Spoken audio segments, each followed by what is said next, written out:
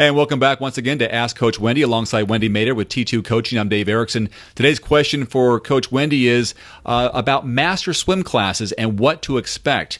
I know this is a great opportunity to bond with other athletes when it comes to swimming, but it's a great opportunity also to learn how to swim. So when it comes to drills and workouts, what should people expect in a master swim class session, Wendy?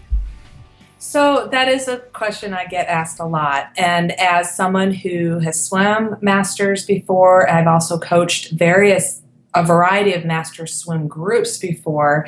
I have a lot of things to say on the topic. So a lot of times, people who are attending masters, you're either a master swimmer, which in my mind means post-college age. So it doesn't mean you're in the master's age group division. It just means you're probably a post-college age.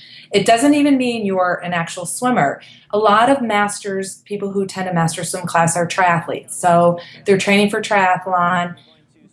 Most of them who are questioning what to expect are newbies, and so they're a little intimidated, which, you kind of should be a little intimidated because you're coming into a program that is full of swimmers and non-swimmers alike, but they've been a group. So they all know each other. They all know the swim lane etiquette. They know maybe different strokes besides freestyle. And so they've been a group and they know the coach. And so they know the lingo on the board and they just kind of know their routine. So here you are, you're coming to your first master swim class. What do you expect?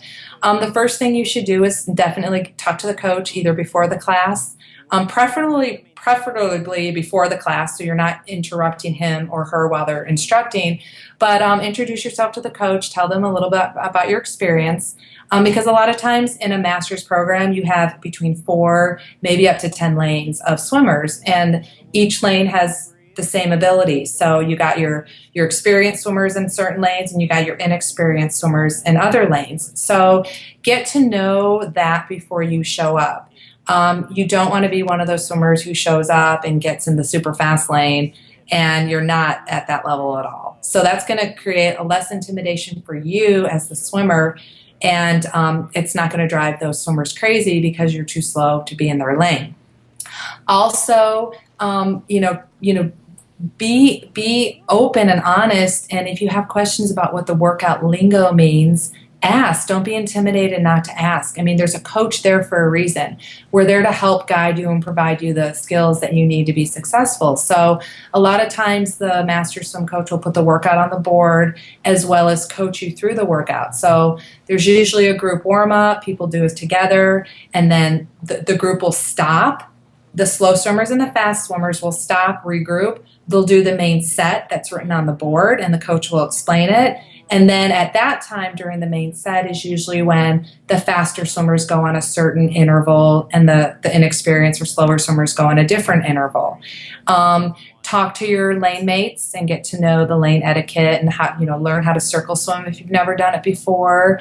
And give it more than one time. If you have a bad experience the first time, that could have been because you internally were feeling a little self-conscious about yourself. So make sure you give yourself a couple trials to go to that master's program to get to know the group, because usually they're so much fun and they're so helpful. Even the people who are there who aren't triathletes and they're just there to swim because they do their own swim competitions, they're all very helpful, and it's usually just you getting over your own intimidation. And once you get over that, it's a very fun group to train with.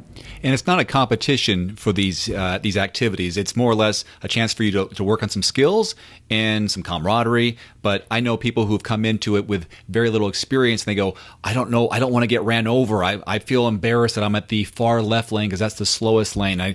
There's no way I can keep up and do the full workout. But each workout per lane is based on that lane's experience and skill level? Always. I'm going to say the majority of master's programs are like that. So again, if get over your intimidation and vocalize your concerns to the coach and just say, you know what, I've never swam before, or it's been a while since I swam. My goals are triathlon, or my goals are a different type of competition.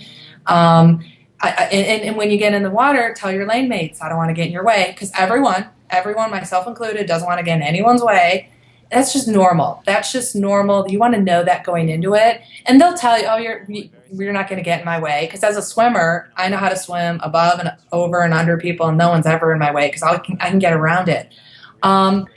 And usually, like you said, the slower lanes are on the outside lanes. Who cares if you're the slowest one? You're faster than the people not attending Masters. So, again, a lot of it is just knowing and getting over your own fears and talking to the coach and get to know your lane mates. And then you get done, you go in the hot tub, you get to know people in the locker room, you start to have that locker room chat. And then all of a sudden you're going to potlucks and your postmasters breakfasts, and that camaraderie starts to shine. And then all of a sudden you're like, oh, you're doing that race too, so am I. So you're going to meet some other triathletes who are doing the same competitions as you are. And usually master swimmers, the friendships and the camaraderie go way beyond the pool. Besides the coach writing out the workout plans, what should you expect from that coach? How much teaching is going on? Are they just there to design the workout, or are they watching your strokes? Can you expect some education while you're at a master's swim class? Every coach is different. That's why, I've coached a lot of different groups. I had my own T2 coaching masters group for a while because I like the educational component, and I like to be the on-deck coach teaching skills and drills. And it was very clear the experienced swimmers swam in the middle lanes. They did their own thing because I wanted to work with the end lanes on their stroke mechanics and technique. And everyone was happy with that, and that was the structure of my class. There are other coaches out there that just go put the workout on the board and just kind of sit down, or maybe they actually get in the water. I think that's far and few between, but there are coaches out there like that. So, like I said, give it a couple chances before you put the kibosh on it, or before you decide you like it or not. And then maybe if you do go and you do need more of that personal instruction, you can stay after class and talk to the coach, because maybe they can help you a little bit longer to kind of catch you up to the group, whether it's with a certain skill or drill, or whether it's a certain swim set lingo. They can kind of catch you up. But I think it's important as a coach, I don't want to be helping one person. It is a group dynamic. It's like a group fitness class. Everyone's there, and no one should be getting one-on-one attention in a master swim group. But as a coach, you should still get some skills and drills. So just talk to the coach about it. And if you have a question for Coach Wendy, use the hashtag #AskCoachWendy on Twitter, Facebook, or YouTube, and we'll hopefully feature it on an upcoming episode. So, Coach Wendy, thanks very much. Thank you.